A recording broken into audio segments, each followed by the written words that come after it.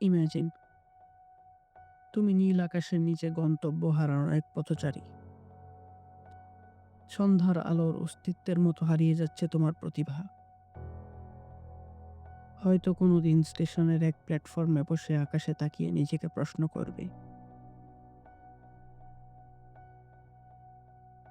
কোথায় হারিয়ে যাচ্ছি, কি ভুল ছিল আমার। আসসালামু আলাইকুম। আমি ধারণা করে নিচ্ছি তুমি একজন ভর্তি পরীক্ষার্থী। তোমার পরীক্ষার হয়তো ৩ মাস, ২ মাস, ১ মাস, ২০ দিন, ১০ দিন, এমনকি ১ সপ্তাহ আগেও যদি ভিডিওটি দেখো, এই ভিডিওটি তোমার উপকার আসবে ইনশাআল্লাহ। আজকে আমি তোমাদের পড়াতে আসিনি। তোমাদের কাছ থেকে অল্প একটু সময় চেয়ে নিচ্ছি, যেন তোমাদেরকে একটু সতর্ক করতে পারি। তো আমি সেই সময় ফিরে যাই, যে পরিস্থিতিতে বর্তমানে তোমরা আছো, অর্থাৎ বিশ্ববিদ্যালয়ে ভর্তি পরীক্ষার প্রস্তুতিকালে। আমার তখন কিছু ভুল সিদ্ধান্তের কারণে আমি অনেক ভর্তি পরীক্ষায় ভালো করা তো দূরের কথা, ভার্সিটিতে চান্স পাওয়া তো দূরের কথা, পরীক্ষায় পাসও করতে পারিনি।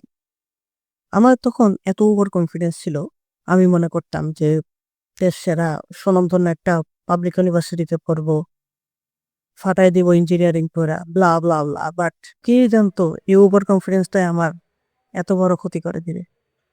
আমি যখন তোমাদের মতো, তোমরা এখন যারা ভর্তি কোচিং করতেছো, আমিও তো তখন ভর্তি কোচিং করতাম। তো ভর্তি কোচিং এ আমি কি করতাম, দেখতাম যে অনেক জটিল জটিল এমসিকিউ আমি আরামসে সলভ করতে পারতাম, কিংবা সময় লাগলেও জটিল জটিল এমসিকিউ গুলো আমার পারতাম, কঠিন এমসিকিউ সলভ করতে পারলে আমি প্রো। কিন্তু এই যে জটিল এমসিকিউ সলভ করতে পারার কারণে আমার মধ্যে একটা ওভার কনফিডেন্স এসে গেছে। এই ওভার কনফিডেন্সটা আমার সবকিছু ধূলিসাৎ করে দিছে। যাই হোক, কনফিডেন্সের খেলা শেষ হলে তাহলে আমরা সামনে যাই। যখন তোমাদের মতো আমি ভর্তি পরীক্ষার প্রিপারেশন নিতাম, তখন আমি মনে করতাম যে কঠিন থেকে কঠিন এমসিকিউ সলভ করতে পারাটা একটা ক্রেডিট। কিন্তু না, ভর্তি পরীক্ষা আসলে হচ্ছে একটা বুদ্ধির খেলা। কিভাবে? ধরো তুমি একটা ভর্তি পরীক্ষায় বসছো, 10 মিনিটের মধ্যে তুমি একটা কঠিন এমসিকিউ সলভ করছো, একটা, মাত্র একটা প্রশ্ন সলভ করছো। অন্যদিকে তোমার পাশের সিটের বন্ধুটা কি করছে, ঠিক একই 10 মিনিটে 8টা প্রশ্ন সলভ করে ফেলছে। এখন বলো, কে বেশি বুদ্ধিমান, সে নাকি তুমি? কে চান্স পাবে, সে নাকি তুমি? অবশ্যই সে। অতএব যদি মনে করো পরীক্ষাতে তুমি কঠিন প্রশ্ন সলভ করে চান্স পেয়ে যাবা, then I am sorry, you are in big trouble. সহজ প্রশ্ন অ্যাটেন্ড করতে হবে। আগে সহজ প্রশ্নগুলো আনসার করার, যত যত তাড়াতাড়ি তুমি আনসার করতে পারো, ততটাই তোমার চান্স পাওয়ার পসিবিলিটি বেড়ে যাবে। কঠিন প্রশ্ন তো সবার জন্যই কঠিন। তুমি কি যে কঠিনটা অ্যাটেম্প্ট করতে যাবে, নাকি সহজটা অ্যাটেম্প্ট করে তোমার মেরিট পজিশনটাকে আগে পরিপক্ক করতে যাবে? এটা হচ্ছে তোমার বুদ্ধির খেলা। এখন যদি তুমি এখানে ভুল ডিসিশন নিয়ে ফেলো, দেন চান্সটা আনফরচুনেটলি তোমার হবে না। আরেকটা ভুল আমি কি করেছিলাম জানো? অমুক ভাইয়ের ক্লাস, তমুক ভাইয়ের ক্লাস, এত বিশাল বিশাল সময় ধরে আমি ক্লাস করছি, তারপরে কঠিন কঠিন ম্যাথ সলভ করছি, কিন্তু আসল জিনিসটাকে তুমি গুরুত্বই দেন। সেটা কি? সেটা হচ্ছে প্রশ্ন ব্যাংক। প্রশ্ন ব্যাংকটাকে তোমার অবশ্যই গুরুত্ব দিতে হবে। একদম ভর্তি পরীক্ষার প্রিপারেশনের প্রথম দিক থেকে তোমার ভার্সিটি প্রশ্ন ব্যাংক, এবং যে ভার্সিটিতে তুমি পরীক্ষা দিবা, সেই ভার্সিটির সবগুলো প্রশ্ন ব্যাংক খুব ভালো করে আয়ত্ত করে নিতে হবে। প্রশ্ন ব্যাংকটা সলভ করো ভাই, এটাই একমাত্র হাতিয়ার।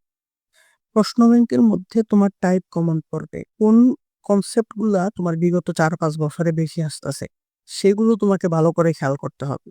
এত কঠিন ম্যাথ, অমুক কমপ্লেক্স ম্যাথ, হ্যাঁ, আইআইটি জেইই ম্যাথ, এগুলো তো তোমার ভর্তি পরীক্ষা আসবেই না। যে প্রশ্নগুলো বিগত বছরে আসছে সেগুলোকে তুমি ভালো করে অ্যানালাইসিস করো, সেগুলো থেকে তোমার কমন আসবে। এগুলো আনসার করে আলটিমেটলি তোমার চান্স হবে। ঠিক আছে? আরেকটা গুরুত্বপূর্ণ জিনিস যেটা তোমাদেরকে খেয়াল রাখতে হবে, যে তোমাদেরকে শর্টকাট ব্যবহার করা শিখতে হবে। কারণ ভর্তি পরীক্ষায় ১ ঘন্টা টাইমে তুমি ১০০টা প্রশ্ন আনসার করতে হবে। সবগুলোতে তো তুমি লং প্রসেসে লিখা তুমি কুলাইতে পারবা না তো। তোমাকে তো শর্টকাট ব্যবহার করা শিখতে হবে, তাই না? তারপরে যে সর্বশেষ ২ টা ভুল যেটা তোমাদেরকে অবশ্যই বলতে হবে, সেটা হচ্ছে যে টাইম ম্যানেজমেন্ট, আর হচ্ছে আন্দাজে দাগানো। দেখো, তুমি যে সাবজেক্টটা ভালো পারো, যে সাবজেক্টে তোমার দক্ষতা বেশি, সেই সাবজেক্টটা দিয়ে তুমি আগে পরীক্ষার হলে আনসার করা শুরু করবা। এখন তুমি বুঝবা কিভাবে যে কোন সাবজেক্টটাকে আমার বেশি প্রায়োরিটি দেওয়া উচিত, বা কোন সাবজেক্টটাকে আমি ভালো করে আয়ত্ত করতে পেরেছি। তুমি পরীক্ষা শুরু হওয়ার মিনিমাম ৫ থেকে ৬ দিন আগে ছোট, ছোট মডেল টেস্ট দেওয়া শুরু করবা পরীক্ষার আলোকে। তো সেখানে দেখবা যে প্রশ্নগুলোতে তোমার সলভ রেট বেশি, অর্থাৎ মানে নির্ভুল উত্তর যেখানে বেশি হচ্ছে যে সাবজেক্টগুলোতে, সেই সাবজেক্টগুলোকে আগে প্রায়োরিটি রাখবা। ঠিক আছে? তারপরে তুমি নিজেই বুঝতে পারবা যে কোন সাবজেক্টটা দিয়ে আমার আগে পরীক্ষা শুরু করা উচিত। এরপর আসি আন্দাজে দাগা। অনেকে মনে করে প্রশ্ন কঠিন হয়ে গেছে। এখন আমি তো মনে হয় চান্স পাবো না, আমি অল্প কয়টা আনসার করছি। তাই একদম শুরু করে দেই আন্দাজে দাগানি। দেখো ভাই, এটাই হচ্ছে সবচেয়ে বড় ভুল। তুমি সঠিক যে আনসার গুলো দিছো, এগুলোর কারণে হয়তো তোমার চান্সটা হয়ে যেত। কিন্তু না, তুমি আন্দাজি দাগায় ভুলটা করে ফেলছো। এই আন্দাজি দাগানোর কারণে হয়তো তোমার চান্সটা হবে না। নেগেটিভ মার্কিং এর কারণে অনেক নাম্বার কাটা যাবে।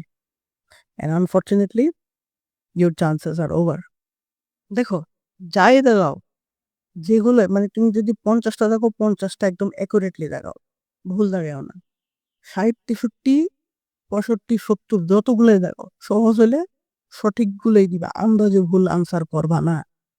কারণ এটাই সবচেয়ে বড় বিপদ ভর্তি পরীক্ষার ক্ষেত্রে। এটাই হচ্ছে ২য় সবচেয়ে বড় বুদ্ধির খেলা। এখন কাটমার্ক কমলে সবার জন্যই কমবে, বাড়লে সবার জন্যই বাড়বে। প্রশ্ন সহজ হলে সবার জন্য সহজ, কঠিন হলে সবার জন্য কঠিন। এখন প্রশ্ন কঠিন হলে কম দাগাও, কিন্তু আন্দাজে দাগাইবে না। শোনো, তুমি চেষ্টা করতে থাকো। চান্স হচ্ছে না বা অল্প মার্জিনের কারণে তোমার চান্স মিস হয়ে যাচ্ছে। এখন আল্লাহ যদি তোমার ভাগ্যে ওই ভার্সিটিটা রাখেই নাই, তো unfortunately there is nothing we can do, তাই না? আল্লাহর উপর ভরসা রাখো, চেষ্টা করতে থাকো। ঠিক আছে? আল্লাহ তার বান্দারে কখনো নিরাশ করে না। ধৈর্য ধরো। যদি ধরো তুমি ফার্স্ট টাইমে চান্স হয় নাই, সেকেন্ড টাইম ট্রাই করো। সেকেন্ড টাইম একদম শেষ পর্যন্ত চেষ্টা করতে পারো। Even in the last exam তুমি হাল ছাড়বা না। আল্লাহর উপর ভরসা রাখো। আমি একটা আশার বাণী দেই। আমি ফার্স্ট টাইমে সবগুলো ভার্সিটি মিস করছি। তারপরে ১২টা পরীক্ষায় ব্যর্থ হইতে শেষ পর্যন্ত ১৩তম পরীক্ষায় কুমিল্লা বিশ্ববিদ্যালয়ে চান্স পাইছি।